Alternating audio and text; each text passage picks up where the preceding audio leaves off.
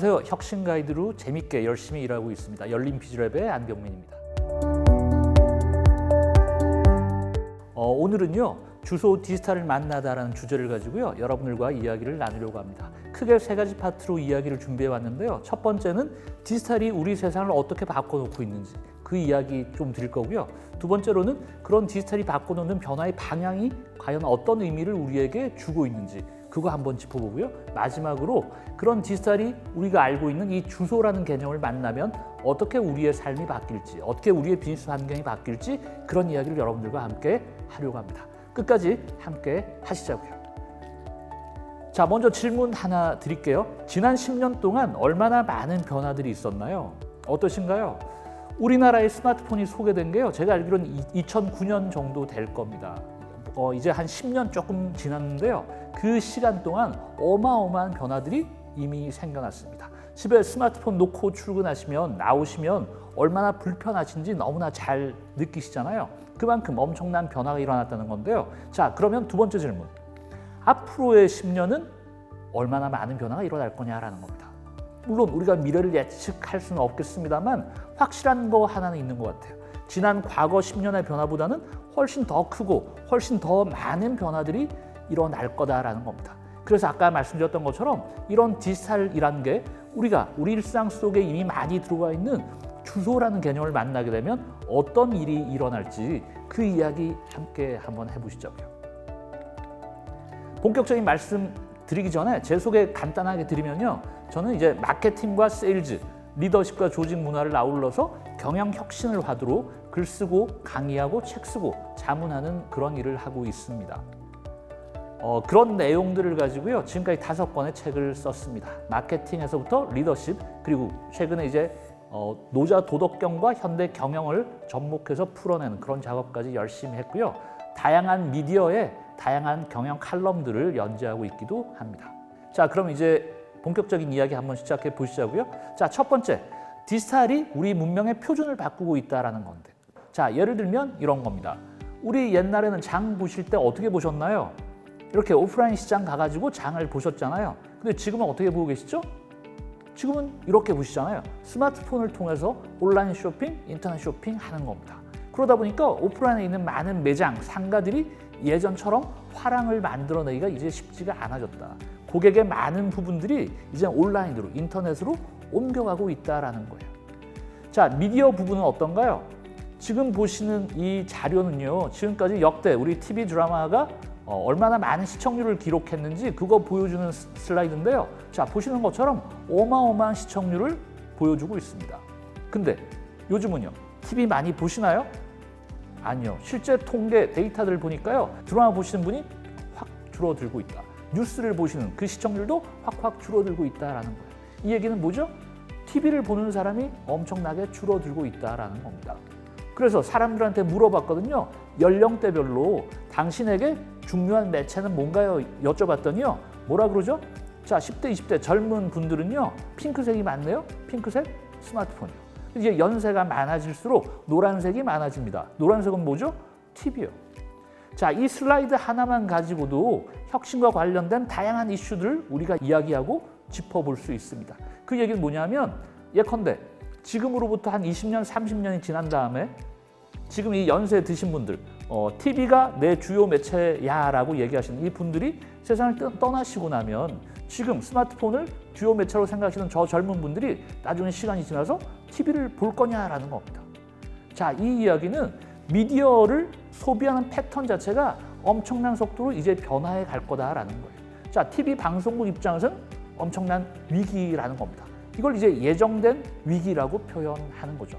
그만큼 이제 미디어를 소비하는 패턴도 이제 바뀌고 있다라는 거고요. 그런 연장선상에서 이제 젊은 친구들은요. 극장을 잘 안 간대요. 왜 안 갈까요? 극장에 가면 뭐죠?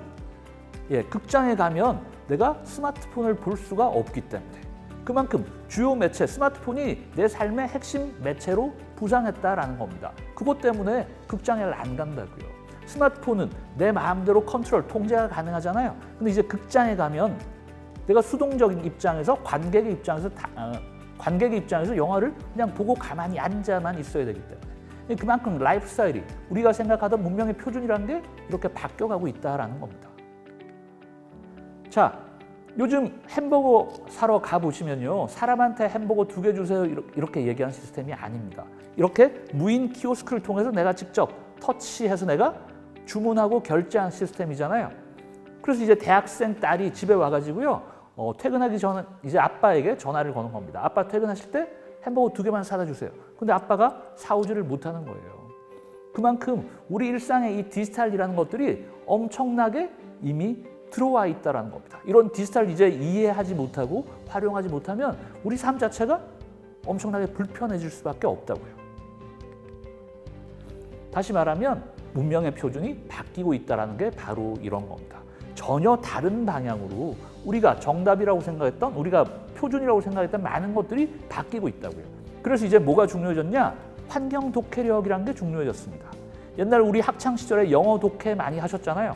근데 이제는 환경이 어떤 방향으로 어떤 속도로 변해가고 있는지 그걸 제대로 읽어내셔야 된다라는 거예요.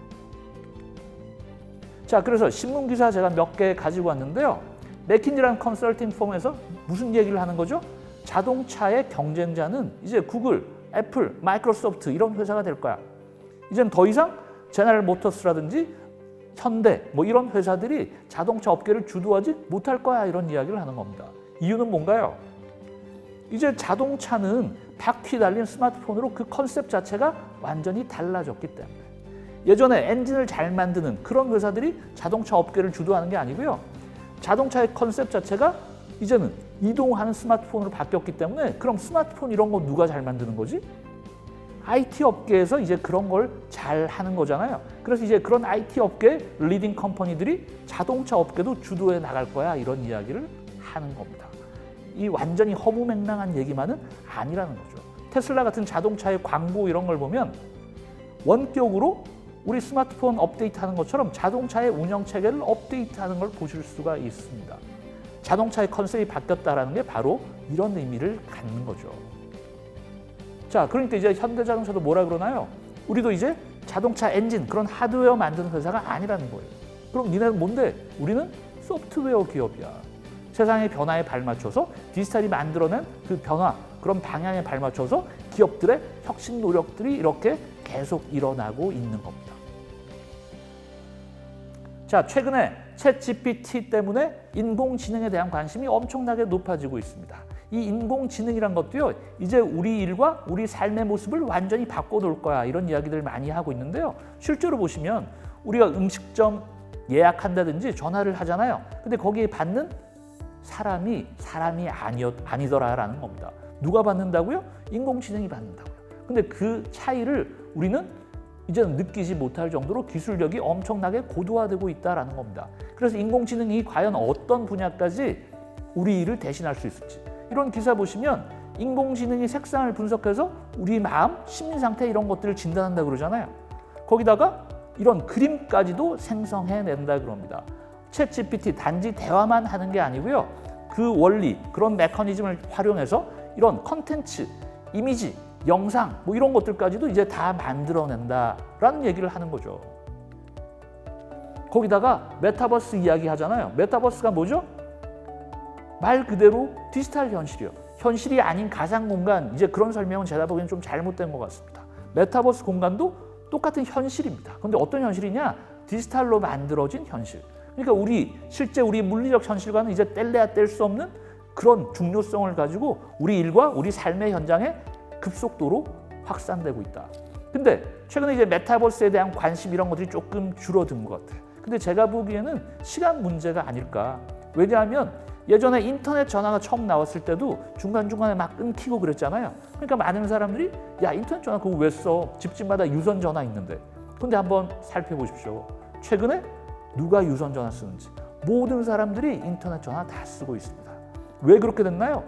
기술이 발전하니까 인터넷 전화 이게 훨씬 더 편리하구나 이걸 알게 된 거죠. 메타버스도 전 이제 그런 변곡점에 와 있지 않을까. 기술이 좀 더 발전해가지고요. 실제 우리가 현장에서 사람들을 만나고 하는 것처럼 똑같은 그 느낌을 구현해 주는 수준이 된다면 메타버스에서 일을 안 할 이유가 없는 거죠. 메타버스에서 사람을 안 만날 이유가 없는 거죠. 메타버스에서 공부를 안 할 이유가 없는 거라고요. 이 모든 것들을 아울러서 디지털 트랜스포메이션이라는 이야기를 하는 겁니다. 세상이 디지털에 의해서 급격하게 바뀌고 있다고요. 그럼 어떤 속성들을 갖는 거냐? 여기 있는 것처럼 이제 모든 사물들이 다 연결되는 겁니다. 사물 인터넷이라고 그러잖아요.